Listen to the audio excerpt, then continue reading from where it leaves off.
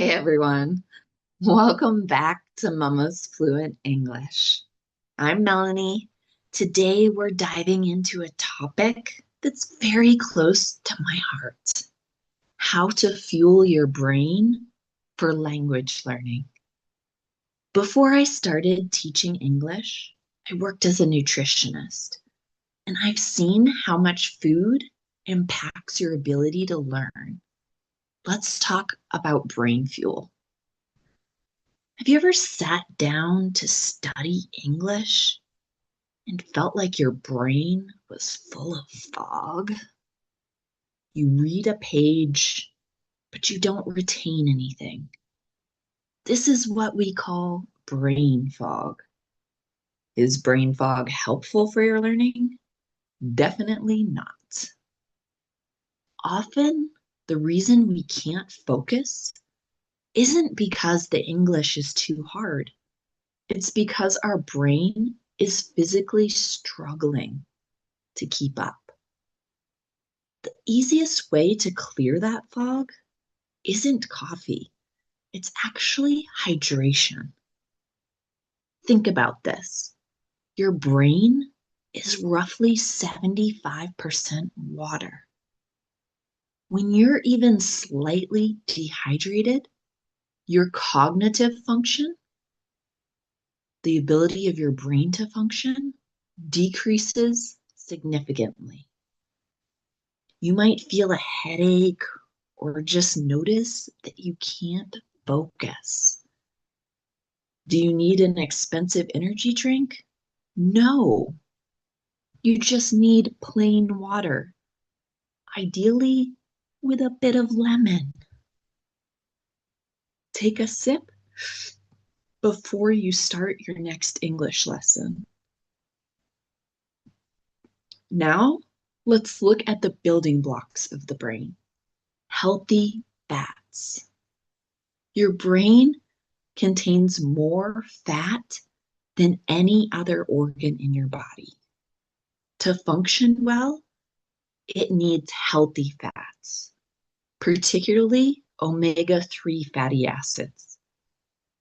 You can find omega-3s in avocado, walnuts, and salmon. These fats help your neurons fire more efficiently. Does your brain want fried fats? Trans fats?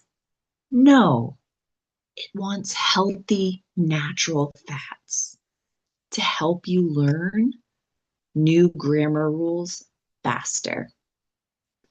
If you want to protect your brain as you get older, you need antioxidants. These berries, blueberries, and strawberries, are packed full of antioxidants. They act like a shield, protecting your brain from damage. Are these just for dessert? No. They are a powerful tool for memory. I recommend snacking on these while you watch my videos.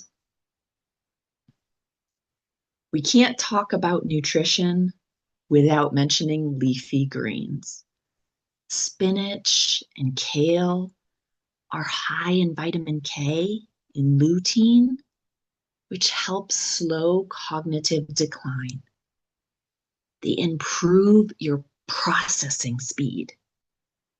That means you can hear English and understand it faster. These are essential for a sharp mind. Here's a tip that you'll love. Dark chocolate can actually boost your focus. It contains a small amount of caffeine and a lot of flavonoids that increase blood flow to your brain. Does this mean you should eat a whole bag of chocolate candy? No, of course not. Just one or two squares of dark chocolate can help you stay locked in and focused during a long study session. However, we need to be careful with sugar. Sugar initially causes a spike and then a crash. You feel energetic for a moment, so you think the sugar helped you, but later you feel exhausted and need more sugar and caffeine. It's an unreliable way to get energy. Will sugar help you remember your new vocabulary? No, it actually interferes with your memory processes because of that quick rise and drop in blood sugar.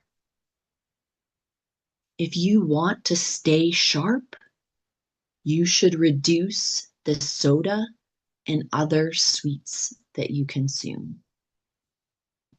So how do we put this into a routine?